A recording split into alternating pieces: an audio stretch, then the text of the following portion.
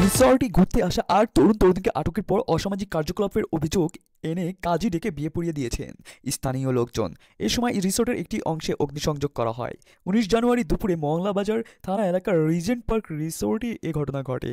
বিকালে কর্তৃপক্ষ সামাজিক যোগাযোগ মাধ্যমে এক ঘোষণার রিসর্টটি অনির্দিষ্টকালের জন্য বন্ধ ঘোষণা করে দেয়। পুলিশ জানায় দুপুরে স্থানীয় লোকজন অসামাজিক কার্যকলাপের অভিযোগে রিসর্টের ভিতর যান। এ সময় কে বা কারা সেখানে অগ্নিসংযোগ করে, পরে ফায়ার সার্ভিস ও সিভিল ডিফেন্সের কর্মীরা গিয়ে আগুন নিয়ন্ত্রণে আনে। ছেলেমেয়েদের বিয়ের বিষয়ে পুলিশ কিছু জানে না বলেও জানানো হয়। এলাকার জনগণ তাদের আটক করেছে, তাদের কাছে দেয়নি। একই সময় রিসোর্টে থাকা আরও ৮ তরুণীকে তাদের পরিবারের কাছে হস্তান্তর করা হয়।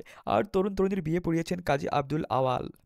তিনি বলেন, এলাকাবাসীর ছেলেমেয়েদের আটক করে তারপর তাকে খবর দেয় আনা হয়।